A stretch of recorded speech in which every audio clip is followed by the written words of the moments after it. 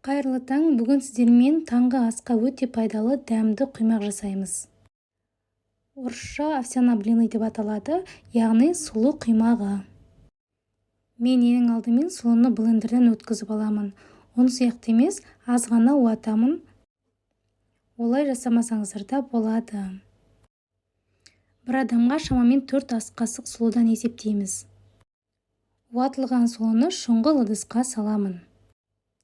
4 ас қасық сұлыға 1 жұмыртқадан есептейміз. Татымына қарай тұз саламыз. 6 ас қасық сүт қосамыз. Жақсылап араластырып аламын.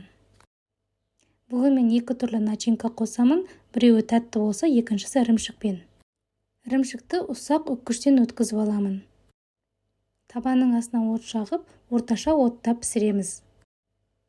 Алдымен табаны қыздырып аламыз. Қызған соң май жағып сұйықтықты құямыз.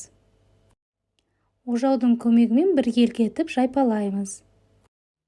Шамамен 3 минуттай піседі. Астын қарап піскен соң екінші жағына аударамыз. Сосын екінші жағы піскенше ірімшігі еру үшін үстінен дайындап қойған ірімшікті себеміз. Осылай қайырып аламыз да тарелкаға саламыз. Қалғанын да солай пісіреміз. Егер салмасына басқа зат қосатын болсаңыз, ірімшікті қоспаймыз. Екіншісін мен тәтті етіп жасадым. Ол үшін 2 ас қасық сливкеге 60 грамм шоколад салып, микроволновкада 30 секундқа қойып ертіп алдым. Құймаққа видеода көрсеткенде бір шетіне шоколад, екінші жағына арахис пастасын жақтым. Үстіне банан турап салдым. Қалауларыңызша әртүрлі етіп жасаңыздар. Құры банан салып көріңіздер. Қазір жеміс-жидектің сезоны ғой. Құлпынай, өрік, персик, таңқурай қосып түрлендіріп көріңіздер. Артылған сұйық шоколадтан мен ыстық шоколад жасадым.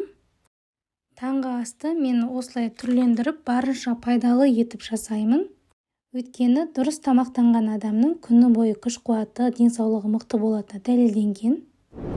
Мені жоғалтып алмас үшін каналыма тіркеліп, қоңырау белгісін басып қойыңыздар.